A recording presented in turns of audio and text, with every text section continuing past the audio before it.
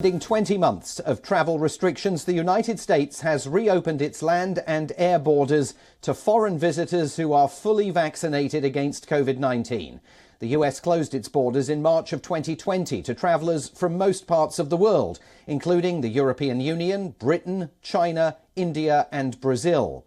Overland visitors from Mexico and Canada were also banned. Strict restrictions by the United States have separated families for months, hobbled tourism and strained diplomatic ties. The ban was imposed by former US President Donald Trump in early 2020. It was upheld by his successor, Joe Biden. But now the Biden administration is lifting the travel ban, impacting travellers coming from more than 30 countries. But entry into the United States will not be totally unregulated. The authorities are closely monitoring travellers' vaccination status. Travellers will be required also to present a negative Covid-19 test result upon arrival. All vaccines approved by the US Food and Drug Administration and the World Health Organization are being accepted for entry by air. At airports in Europe, passengers queued excitedly to board planes bound for the United States.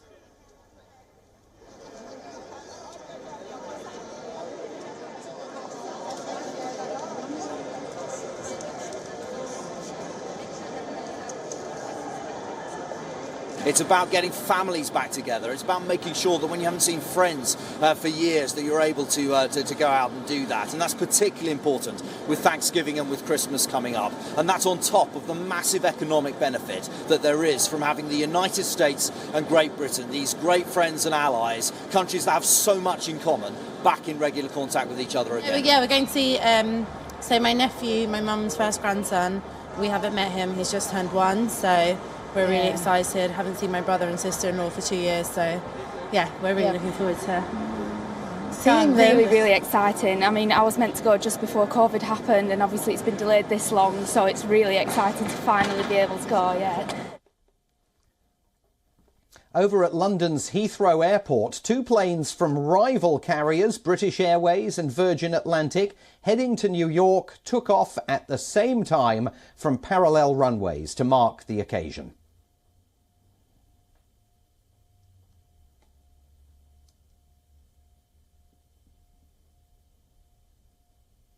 Long queues of masked people, cars and motorhomes were seen before dawn at land borders with Mexico and Canada. Along the US-Mexico border, many cities have faced economic dislocation due to anti-COVID trade restrictions.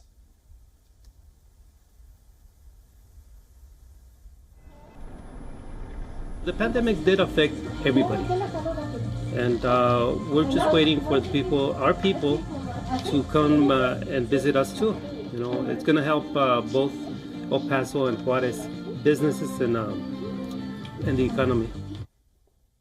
So for the latest, let's go across to WION's correspondent in New York, Susan Tehrani, who joins us live today.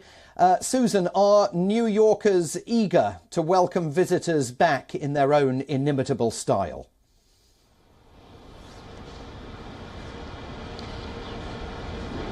Absolutely, Simon.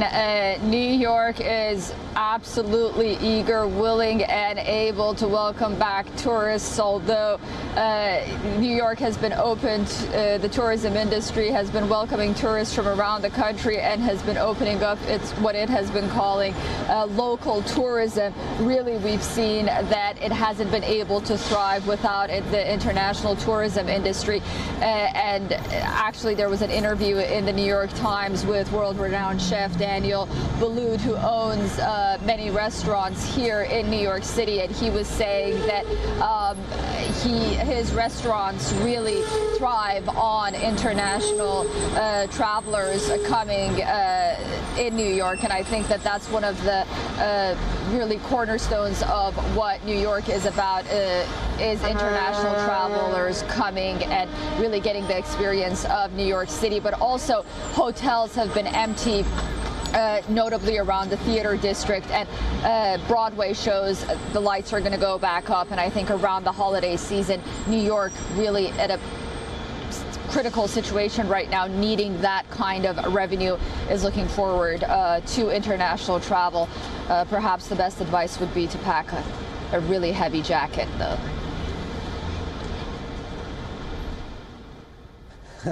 So, of course, as the holiday season approaches, Thanksgiving here in the United States and then Christmas and New Year around the world, I mean, the flights are packed, both arriving and departing now. But that's partly because there's been a pretty substantial reduction in the number of aeroplanes flying in and out of the United States from many of these international destinations, reductions that were, of course, introduced after the COVID pandemic began. Do we have a sense of how quickly the airlines are going to rebuild their schedules so that there are more planes running on some of those very popular big international routes?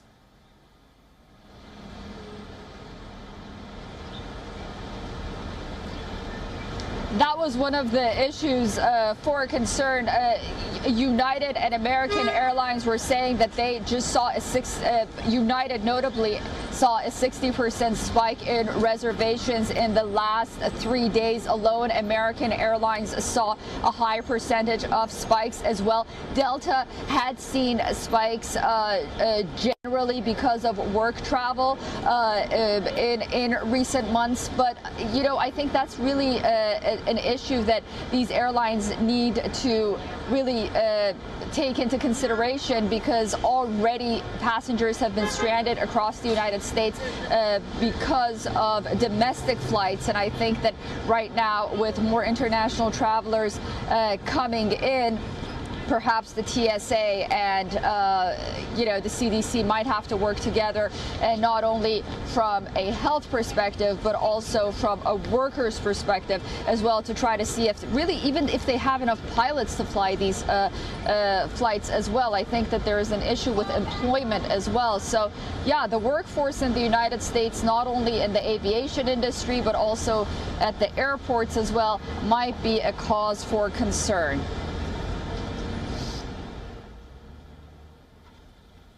And the airlines, of course, by the way, are being required by the US government now to mount their own track and trace operations for arriving international travellers. On an exciting day in New York and across the United States, Susan Tehrani reporting live for us from the Big Apple.